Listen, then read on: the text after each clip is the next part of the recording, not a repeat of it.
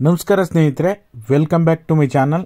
ಗೃಹಲಕ್ಷ್ಮಿ 21ನೇ ಕಂತು ಜಮಾ ಆಗಿದೆ ಅಂತ ಹೇಳಿ ಕೆಲವೊಂದು ಕಮೆಂಟ್ಗಳು ಸಹ ಬರ್ತಾ ಇದೆ, ಕೆಲವೊಂದು ಕಡೆ ಇನ್ಫಾರ್ಮೇಷನ್ ಕೂಡ ಬರ್ತಾ ಇದೆ. ನಿಜವಾಗ್ಲೂ ಗೃಹಲಕ್ಷ್ಮಿ ಯೋಜನೆ 21ನೇ ಕಂತು ಬಿಡುಗಡೆ ಶುರುವಾಗಿದೆಯಾ ಅಂತ ಹೇಳಿ ಈ ವಿಡಿಯೋದಲ್ಲಿ ಕ್ಲಾರಿಟಿ ಇದೆ. ಆಮೇಲೆ ಈಗ ಸದ್ಯಕ್ಕೆ ನೀವು ಕಾಯ್ತಾ ಇರೋದು PM ಕಿಸಾನ್ ಯೋಜನೆ 20ನೇ ಕಂತಿಗೋಸ್ಕರ.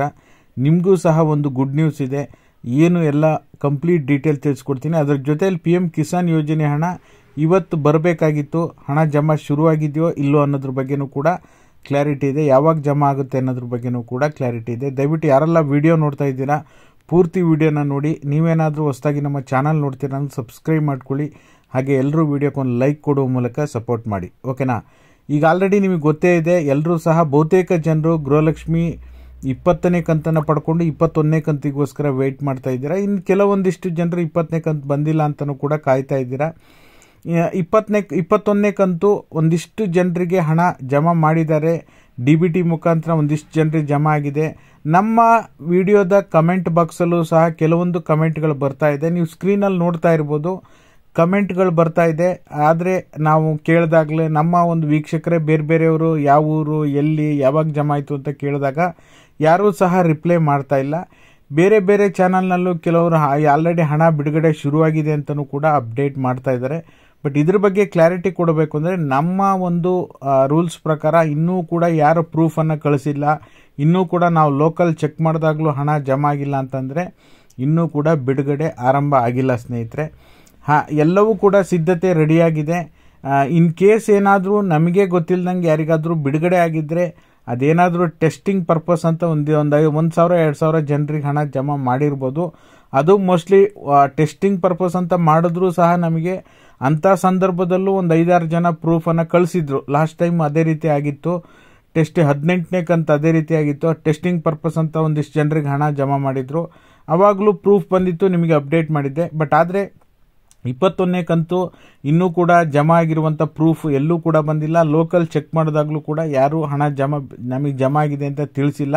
ನಮ್ಮ ಪ್ರಕಾರ ಇನ್ನೂ ಕೂಡ 21ನೇ ಕಂತು ಬಿಡುಗಡೆ ಆಗಿಲ್ಲ, ಓಕೆನಾ. ಆಮೇಲೆ ಬಹಳ ಮುಖ್ಯವಾಗಿ PM ಕಿಸಾನ್ ಯೋಜನೆ 20ನೇ ಕಂತು ನಾನು ಕೆಲವೊಂದು ಬೆನಿಫಿಷಿಯರ್ಸ್ ಏನಿದ್ದಾರೆ ಫಲಾನುಭವಿಗಳು, ಅವರ ಸ್ಟೇಟಸನ್ನು, ಪೇಮೆಂಟ್ ಸ್ಟೇಟಸನ್ನು ಬರುತ್ತಾ ಇಲ್ವಾ, ನಿಮಗೆ PM ಕಿಸಾನ್ ಯೋಜನೆ 20ನೇ ಕಂತು ಬರುತ್ತಾ ಇಲ್ವಾ ಅಂಥೇಳಿ ಹೀಗೆ ಚೆಕ್ ಮಾಡ್ಬೋದು. ನಾನೊಂದು ಡಿಸ್ಕ್ರಿಪ್ಷನ್ ಲಿಂಕ್ ಕೊಟ್ಟಿರ್ತೀನಿ, ನೀವು ಲಿಂಕ್ ಮೇಲೆ ಕ್ಲಿಕ್ ಮಾಡಿ ಸ್ಟೇಟಸನ್ನು ಚೆಕ್ ಮಾಡ್ಬೋದು. ಬಟ್ ಆದರೆ ನೀವು ರಿಜಿಸ್ಟರ್ ನಂಬರನ್ನು PM ಕಿಸಾನ್ ಯೋಜನೆ ಅಪ್ಲಿಕೇಶನ್ ID ಅಂತ ಏನು ಕರಿತೀವಿ, ಆ ಐಡಿಯನ್ನು ಎಂಟರ್ ಮಾಡಿ ಕ್ಯಾಪ್ಚಾವನ್ನು ಕೊಟ್ಟು ಸರ್ಚ್ ಅಂತ ಕೊಟ್ಟಾಗ ನೀವು ಸ್ಕ್ರೀನಲ್ಲಿ ನೋಡ್ತಾ ಇರ್ಬೋದು. ಇಲ್ಲಿ ಬಹಳ ಮುಖ್ಯವಾದ ಅಂಶ ಮತ್ತು ಗುಡ್ ನ್ಯೂಸ್ ಏನಪ್ಪ ಅಂದರೆ, ಈಗ ಆಲ್ರೆಡಿ ಕೇಂದ್ರ ಸರ್ಕಾರದಿಂದ PM ಕಿಸಾನ್ ಯೋಜನೆ ಹಣ ರಿಲೀಸ್ ಆಗಿದೆ. ಬಟ್ ಆದರೆ DBT ಮುಖಾಂತರ ಫಲಾನುಭವಿಗಳ ಖಾತೆಗೆ ಇನ್ನೂ ಕೂಡ ಹಣ ಜಮಾ ಆಗಿಲ್ಲ. ಎಲ್ಲವೂ ಕೂಡ ಸಿದ್ಧತೆ ಇದೆ. ರಿಸೀವ್ ಆಗಿರೋ ಡೇಟ್ ಸಹ, ಬ್ಯಾಂಕರ್ಸ್ ಏನು ರಿಸೀವ್ ಮಾಡ್ಕೊಂಡಿರೋ ಡೇಟ್ ಸಹ ನಿಮ್ಗೆ ನೋಡ್ತಾ ಇರ್ಬೋದು, 24 ಜೂನಿಗಿದೆ. ಹಾಗಾಗಿ ಎಲ್ಲ ಅಪ್ರೂವ್ ಆಗಿದೆ, ಅಮೌಂಟ್ ರಿಸೀವ್ ಆಗಿದೆ ಬ್ಯಾಂಕಿಗೆ. ಬ್ಯಾಂಕಿಂದ ಫಲಾನುಭವಿಗಳ ಖಾತೆಗೆ ಯಾವ ದಿನಕ್ಕೆ ಬರುತ್ತೆ ಅಂತ ಸರ್ಕಾರ ನಿಗದಿಪಡಿಸಿಲ್ಲ. ಆದರೆ ಇಲ್ಲೊಂದು ಮುಖ್ಯವಾದ ಮಾಹಿತಿ ಏನಪ್ಪ ಅಂದರೆ, ಈಗ ಪ್ರಧಾನಿ ನರೇಂದ್ರ ಮೋದಿ ಅವರು 2ನೇ ತಾರೀಕು ವಿದೇಶ ಪ್ರಯಾಣ ಇರೋದ್ರಿಂದ, ಅವರು ಬೇರೆ ದೇಶಕ್ಕೆ ಪ್ರಯಾಣ ಮಾಡೋದ್ರಿಂದ 2ನೇ ತಾರೀಕಿಂದ ಸುಮಾರು 8 ದಿನ ಅವ್ರದ್ದು ವಿದೇಶ ಪ್ರಯಾಣ ಇರೋದ್ರಿಂದ ಜುಲೈ 2ನೇ ತಾರೀಕು ಒಳಗಡೆನೆ ರಿಲೀಸ್ ಮಾಡಿ ಹೋಗುವಂಥ ಸಾಧ್ಯತೆ ಇರುತ್ತೆ. ಹಾಗಾಗಿ ಇನ್ನೊಂದು 2-3 ದಿನದಲ್ಲಿ PM ಕಿಸಾನ್ ಯೋಜನೆಯ ಹಣ ನಿಮ್ಮೆಲ್ಲರಿಗೂ ಸಹ ಜಮಾ ಆಗುವಂಥ ಸಾಧ್ಯತೆ ಇರುತ್ತೆ.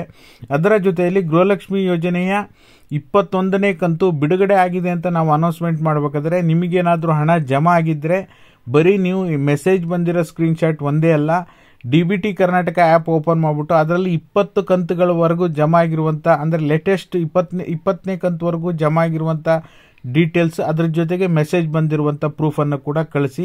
ಇವೆರಡೂ ಇದ್ದರೆ ನಾವು 21ನೇ ಕಂತು ಬಿಡುಗಡೆ ಆಗಿದೆ ಅಂತ ಹೇಳ್ಬೋದು, ಓಕೆನಾ. ಇದಾಗಿತ್ತು ಈ ಕ್ಷಣದ ಮಾಹಿತಿ. ವಿಡಿಯೋ ನೋಡಿದ್ದಕ್ಕಾಗಿ ಧನ್ಯವಾದಗಳು.